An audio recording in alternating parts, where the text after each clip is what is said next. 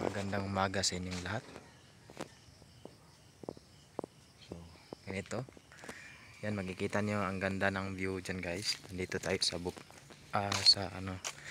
sa Naga. Yan yung view na makikita mo. Pero may napansin ako rito at tila marami daw nagsasabi na mga haka-haka tungkol sa kumpanya na ito na tinatawag nila na Kyocera.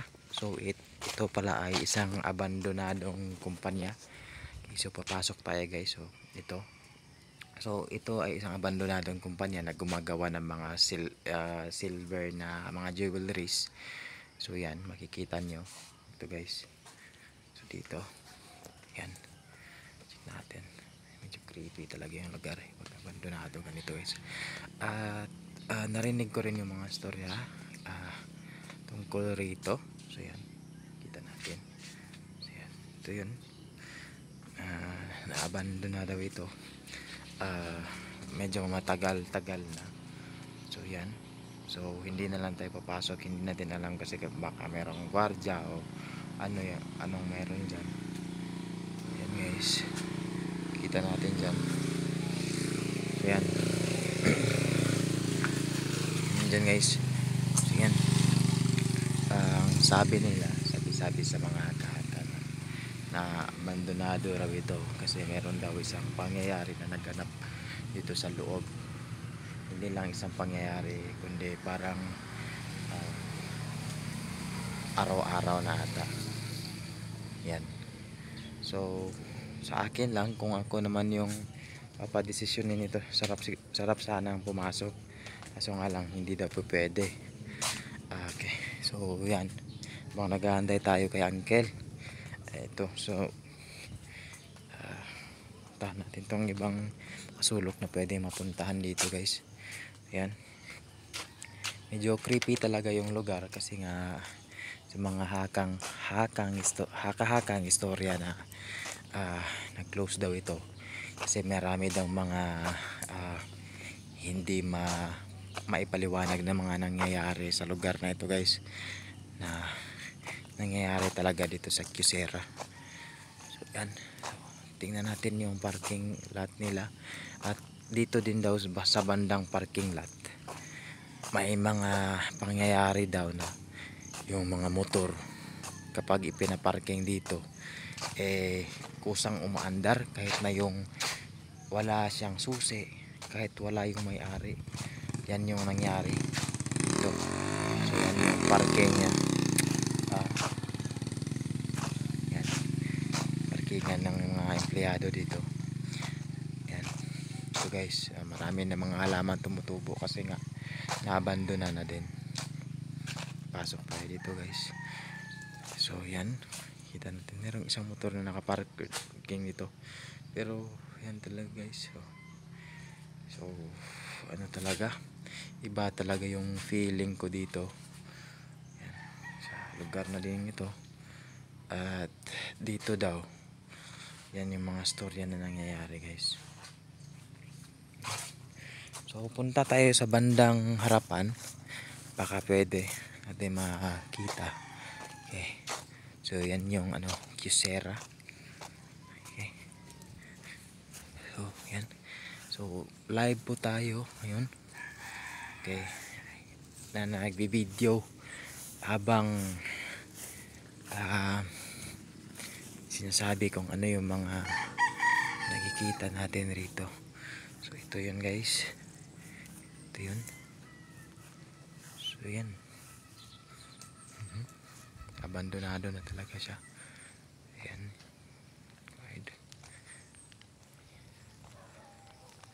guys, yan ang mga nakatira dito. Yan guys, ito siya.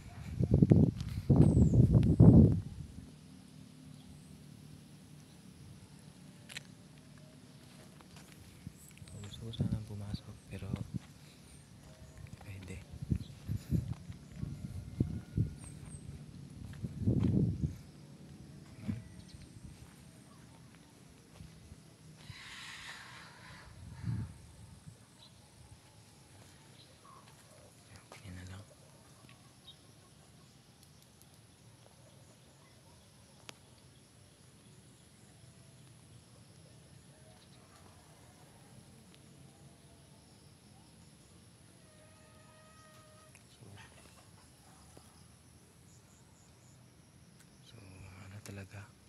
Hindi na sila nag-ooperate ngayon. At ang sabi-sabi kasi meron dang mga ligaw na kaluluwa na andito daw. At tila yung mga empleyado habang nagtatrabaho, hindi daw sila makapagtrabaho ng maayos. Kasi nga marami daw sabi-sabi nila, marami daw mga bata na naglalaro, yung tila nagtatakbuhan, ganyan. Nagtatakbuhan yung mga bata. At yan guys. So ang nangyari dito guys is yan, inabanduhan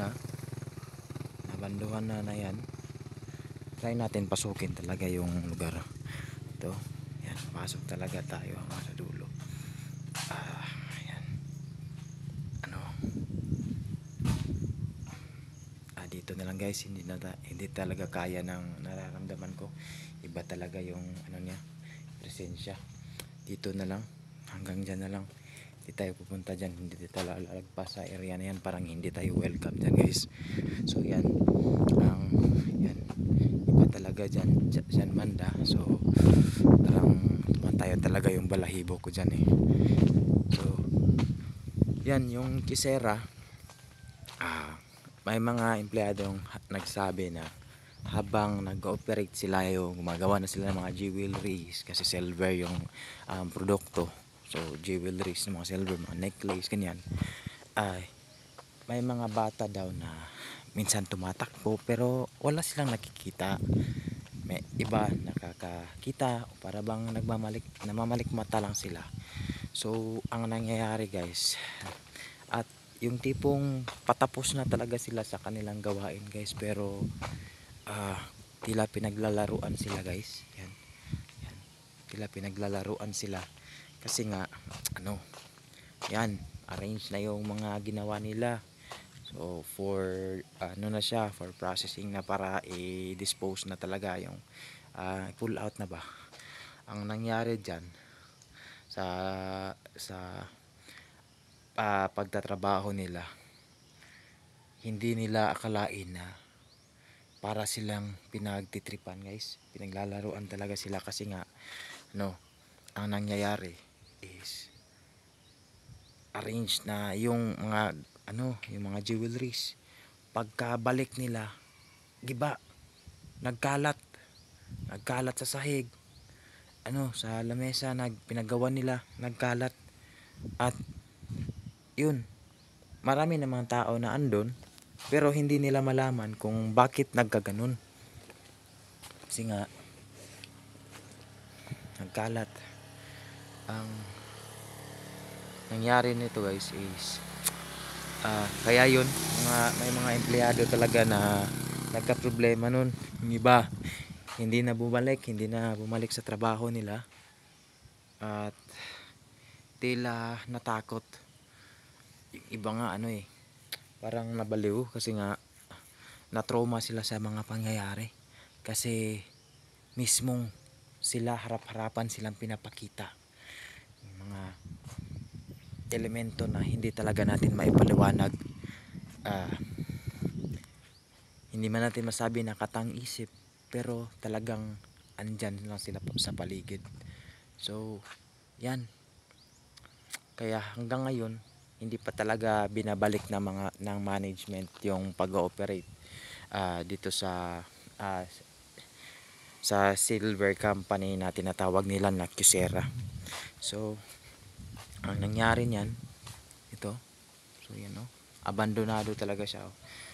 So sira-sira na, kahit man itong entrance nila dito, sira-sira entrance, may exit ba to, hindi natin alam. Sira na talaga. Pero ang whole building naman niya parang ang pulido naman, pero hindi ko talaga malaman kung bakit ganyan. Kasi kung gusto lang naman nilang mag-operate, pwede agaran yan. Kasi yung building, tansya ko yung mga gamit pang operate andyan din. Pero yan din yung sinasabi nila eh. Kaya sa ngayon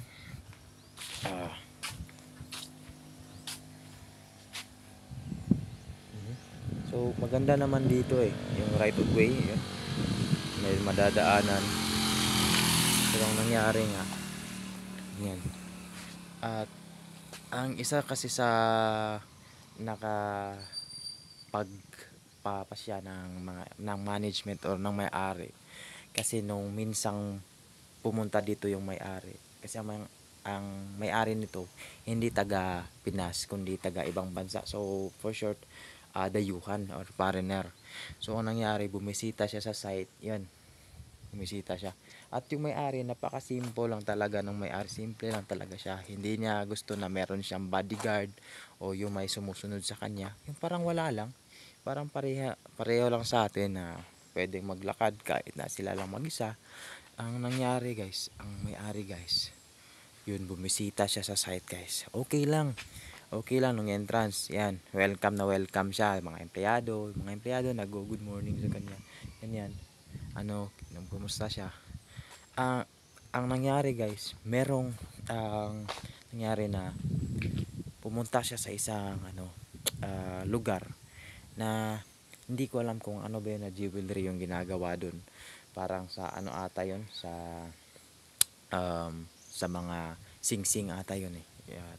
Yun, pumunta siya doon, lumapit siya doon, at tila ang saya-saya ng lugar, maraming mga nagkakantahan, at yun, nagalit siya kasi nga sa paglapit niya, sabi niya, oras ng trabaho, pero yung mga empleyado, bakit parang parang wala sila sa trabaho, para silang nasa club, parang may selebrasyon na malaking nangyayari. So yun, hindi niya akalain, palapit siya ng palapit, pero naghihiyawan pa rin, yung parang may celebration, yung kasal, yung ganyan. Grabe talaga guys. So yun, at nakita niya guys, yun, palapit na siya. Sa pagkakita niya guys, may ikinakasal guys, merong ikinakasal.